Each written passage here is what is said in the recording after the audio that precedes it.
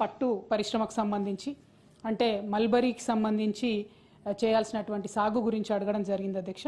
దానిలో కూడా శోచనీయమైనటువంటి అంశం ఏంటంటే మా నేతన్నలకు రైతన్నలకు పనికొచ్చేటటువంటి అంశంలో కూడా ప్రభుత్వం మరి 16 కోట్లు బడ్జెట్లో పెట్టింది, కానీ ఏమాత్రం కూడా రీసెర్చ్ ఇన్స్టిట్యూట్ పెట్టేటటువంటి ఇంట్రెస్ట్ లేదని చెప్పడం కొంచెం శోచనీయం అధ్యక్ష.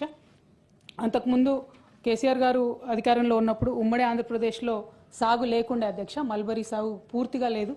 దాన్ని మరి 13,000 ఎకరాలకు పెంచుకోవడం జరిగింది అధ్యక్ష. అట్లానే మనము జగిత్యాలో గౌరవ పెద్దలు జీవన్ రెడ్డి గారు మేమందరం కూడా కలిసి కొంతమంది యువ రైతుల్ని మరి ప్రోత్సహించి మల్బరీ సాగు అక్కడ కూడా ప్రయత్నం చేసినాం అధ్యక్ష.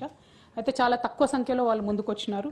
అక్కడ అగ్రికల్చర్ కాలేజ్ ఉంది కాబట్టి జగిత్యాల క్షేత్రంగా మల్బరీ ఈ మన సిల్క్ వామ్ రీసెర్చ్ స్టేషన్ పెట్టినట్టయితే చాలా ఉపయోగంగా ఉంటుంది అనేటటువంటిది కూడా రిక్వెస్ట్ చేస్తూ ఉన్నాం అధ్యక్ష.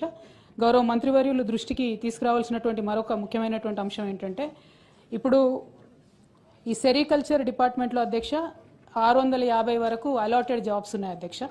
గత 15 నెలల్లో దాదాపుగా 400 మంది రిటైర్ అయ్యారు అధ్యక్ష. సో వారి స్థానంలో మన కాకతీయ యూనివర్సిటీలో అధ్యక్ష పీజీ డిప్లొమా ఉంది సెరికల్చర్లో.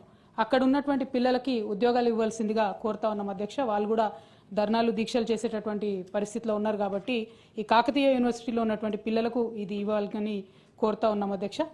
అట్లానే ఇంకొక తమ దృష్టికి తీసుకురావాల్సింది రీలింగ్ ఇండస్ట్రీ అని ఉంటుంది అధ్యక్ష. ఆ రీలింగ్ ఇండస్ట్రీలో నుంచి మనము పట్టు తీసుకోవడం జరుగుతుంది అధ్యక్ష. మీ అందరికీ తెలుసు పోచంపల్లి, ఇక్కత్తు, గద్వాలు, నారాయణపేట వీటన్నిటికీ కూడా మనకు జిఐ ట్యాగ్ ఉంది అధ్యక్ష. ఆ జిఐ ట్యాగ్ ఉన్నటువంటి ఈ చోటంతటి కూడా మనం బెంగళూరు నుంచి మరి పట్టును ఇంపోర్ట్ చేసుకుంటా ఉన్నాం అధ్యక్ష. దానివల్ల పట్టు చీరలు నేసేటటువంటి నేతన్నలకు కూడా అదనపు భారం పడుతూ ఉంది అధ్యక్ష.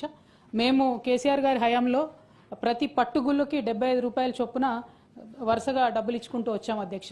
తమరు వచ్చినటువంటి సంవత్సర కాలంలో 8 కోట్ల రూపాయలు నేతన్నలకు బాకీ పడ్డారు అధ్యక్ష.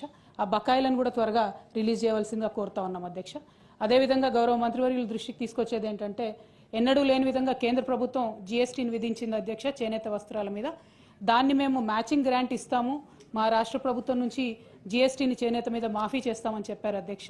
మరి గత సంవత్సర కాలంలో ఆ ప్రపోజల్ని ఏం చేశారు? ఈ సంవత్సర కాలంగా మరి నేతన్నలు కట్టినటువంటి జీఎస్టీకి రాష్ట్ర ప్రభుత్వము మళ్ళా రియంబర్స్మెంట్ ఇస్తుందా ఏంటి అన్నటువంటి అంశాలని కూడా చెప్పవలసిందిగా నేను కోరుతా ఉన్నాను అధ్యక్ష.